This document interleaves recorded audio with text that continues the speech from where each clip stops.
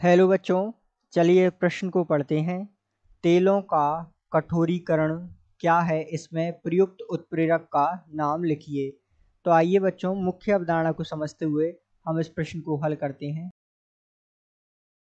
तो मुख्य अवधारणा के रूप में हमें जो है तेलों का कठोरीकरण की जो प्रक्रिया है उसे समझते हैं और इससे संबंधित कुछ बातों को अर्थात कुछ बिंदुओं को समझते हैं जो इस प्रश्न को हल करने में सहायक होंगी। तो आइए बात करते हैं सबसे पहले तेलों का कठोरीकरण। तो इस प्रक्रिया में मुख्य अवधारणा के रूप में हम जानते हैं कि तेलों का कठोरीकरण करने के लिए क्या करते हैं, इसमें हाइड्रोजन का योग करते हैं हम। इस प्रक्रिया में जो है हाइड्रोजन का योग होता है।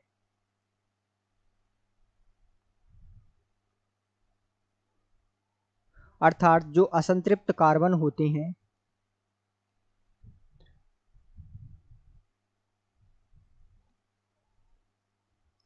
जिनमें द्विबंध या त्रिबंध जो है उपस्थित होते हैं,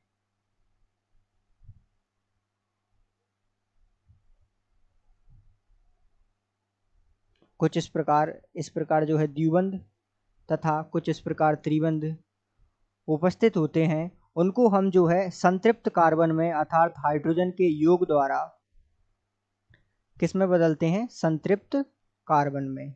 अर्थात उनकी श्रृंखला को संतृप्त कार्बन की श्रृंखला में बदलते हैं, अर्थात जो है एकल बंध में बदलते हैं। ठीक है, तो इस प्रकार जो है उनकी श्रृंखला को हम एकल बंध में बदल देते हैं। तो ये जो है कब संभव होता है, ये होता है हाइड्रोजन के योग से। तो आइए तेलों का कठोरीकरण जो है हम इसके उदाहरण द्वारा समझते हैं और उत्प्रेरक का नाम समझते हैं कि इसमें जो है कौन सा उत्प्रेरक काम आता है। तो यदि हम उदाहरण लें तेलों का कठोरीकरण, तो हम जानते हैं कि वनस्पति तेल जो होता है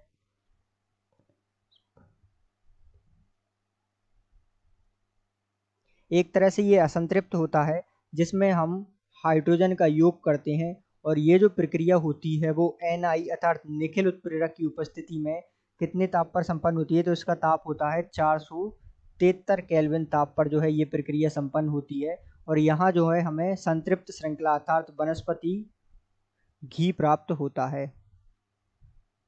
तो इस प्रकार जो है हम तेलों का कठोरीकरण की प्रक्रिया को संपन्न करते हैं, जिसमें हम असंतृप्त श्रृंखला से जो है हाइड्रोजन का योग कर निखिल उत्प्रेरक की उपस्थिति में जो है संतृप्त श्रृंखला या वनस्पति घी जिसे हम कहते हैं उसे प्राप्त करते हैं। और इसमें प्रयुक्त उत्प्रेरक कौन सा, तो उस उत्प्रेरक का क्या नाम होता है, इस प्रक्रिया में उत्प्रेरक का नाम होता है निखिल, अर्थात जिसका जो है Ni द्वारा जिसे हम प्रदर्शित करते हैं। तो इस प्रकार जो है ये प्रक्रिया संपन्न होती है, जिस प्रक्रिया को हम तेलों का कठोरीकरण के नाम से जानते हैं। तो आशा करते हैं आपको समझ आया होगा। धन्यवाद।